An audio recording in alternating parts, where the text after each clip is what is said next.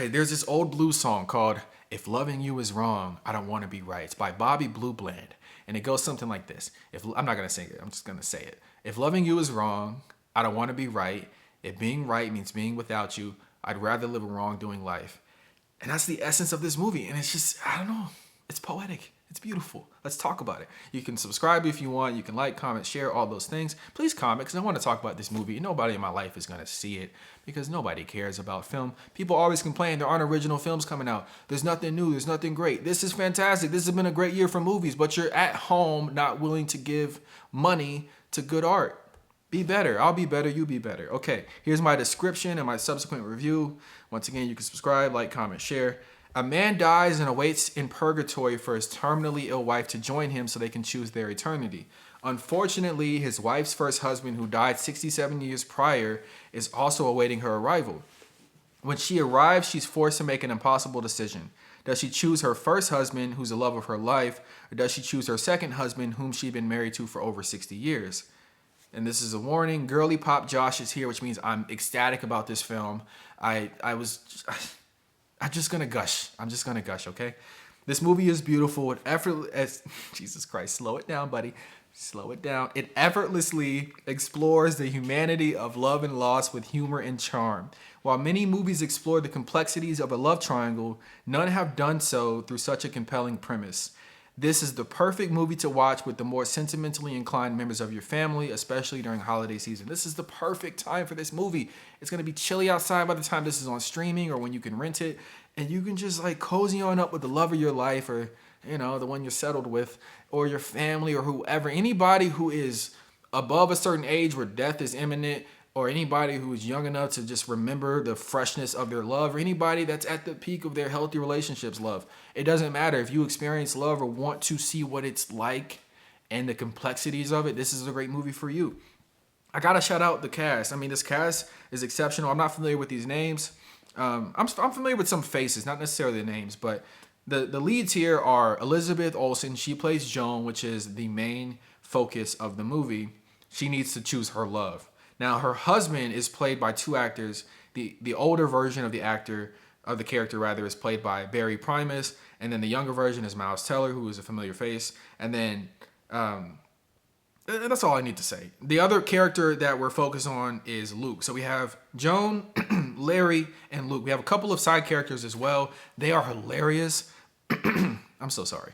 They are hilarious, but it's just too much to name. So everybody did a great job. What I really appreciate about Elizabeth Olsen is that her eyes are very expressive. She has beautiful eyes, but like you can just see her emotions through them, and she's a good actor. So that goes really well. There are moments where she needs to give off the impression that she's like kind of falling in love again, and she does that well with her eyes. And then there are moments where she's hurt. There are moments where she's concerned. Just she runs the gambit of emotions, and she does so very well. Now, this also has a lot of world building to do, and it does so effectively because we are in like a bit of a buffer, a purgatory, where you die and you go to this purgatory. You have 7 days stress-free to kind of just pick what your eternity is going to be. And as the name implies, your eternity is where you will spend your eternity. So it's kind of customized to what you want. Though it doesn't seem like it's like straight up your eternity. It seems like minds flock to eternities. For example, some of the eternities mentioned are Paris Island, Food World, Wizard World, and then randomly there's like a commercial for a 1930s Germany eternity with no Nazis. So I don't know like how poppin' Germany was in the 30s. Probably not for somebody like me, but like I guess that was a cool time back then. And that's just so intriguing. Like I would watch a series of different eternities because they're so compelling. But aside from the eternity world building, you just also have rules to establish. For example, if you choose an eternity, you're not allowed to backtrack out of that eternity. So once you make your decision, it is permanent, and there is a punishment if you do violate that agreement. And that punishment is that you get put into the void, which is like this eternal black space.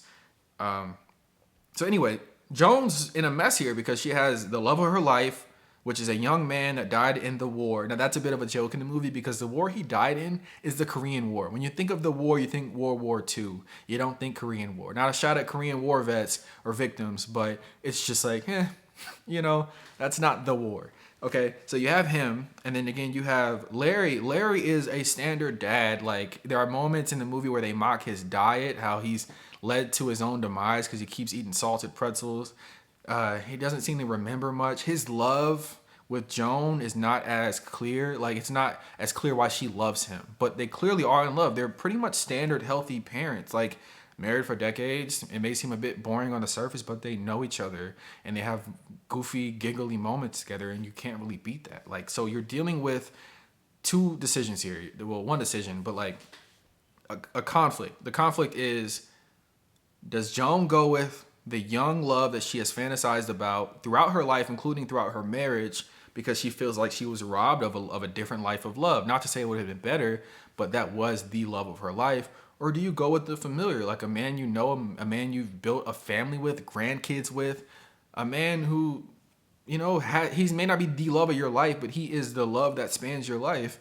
And it's incredibly complex. And it might seem simple to some. I could see how you could just be like, well, I've been with one dude for 60 years. I'm going to pick that guy. But I don't know. I've never had death take anybody away from me in any like real tangible way. But if I was falling in love and that person was taken away from me, you know, I would imagine that like I might want to revisit that if ever possible. Okay, so there are some creative details happening in the background. For example, when you're in this buffer zone, there's not like day and night. So they have like this little cute curtain that comes down. It'll be the sun or it'll be the moon. I think that stuff is cute. I think the two side characters, they're what the movie calls afterlife coordinators. And they are played by Divine Joy Randolph, who is hilarious. She seems very sweet. Like I liked her character. And then John Early, who is also incredibly funny. They have great banter back and forth. They represent Larry and Luke respectively. So when I say represent, they are what is called the afterlife coordinators for these characters. So that means they essentially are consultants to help them choose the best afterlife. And then once Joan is in the picture and these two men are fighting over her love, these afterlife coordinators are trying to kind of like, you know, give their client the advantage in the race for her love. And yeah, I just really like this movie. I think I'm giving it a 10 out of 10. I don't know if it's for everybody. I think you have to kind of be a certain type of person, like emotionally inclined, one who really cares about, we all want to have love, I hope, but like one who really cares about the intricacies of love. And one is, if you've even been in like a love triangle and you're, you know, kind of over the hurt that's come with, this might be a good movie for you. But yeah, this is a great film. I had no knowledge of it prior to maybe a couple days ago. I didn't know it was an A24 film, so it does have some of A20. Why do I want to keep saying AT24? A24 is like sheen on it. Like there are moments where, I mean, you can tell it's like not a big budget movie, which is fine. They get creative to work around that. There's even like a bit of like a small action sequence in the movie that's I mean, it's not horror, but it's like horror adjacent, where a character has to, there's this moment where like you can traverse through memories, and that can be a little bit haunting depending on what you remember. Anyway, I'll leave it at that. But yeah, A24 did a great job with this. Their art style is present, the creativeness is present, and like the sheen is present. There's like some dusty looking visuals here, and I mean that like the screen looks dusty. It looks like an analog picture as opposed to pure digital. So it's interesting. 10 out of 10 though. I don't know if it's gonna actually make my top 10, but the way I do this is like if a movie just scratches an itch when I need that itch scratch, it's a 10 for me. Like I enjoy this at a 10 level. Is it gonna be in my top 10? I don't know. But like I gave Final Destination Bloodlines a 10 out of 10. It was the first movie in the franchise I'd ever seen, but it really was a fun ride for me. And I think sometimes movies can just be objectively, if that's even, you know, capable, objectively great. And then other times they could just be exactly what you need at any given point in time. This is exactly what I needed today. So 10 out of 10, great work. Everybody involved did an excellent job. I will probably watch this on streaming. Like this is one of the movies I want to watch every year probably. This reminds me of Life of Chuck in the sense that makes you think for a little bit, and I need to rewatch that one actually, but this is great stuff.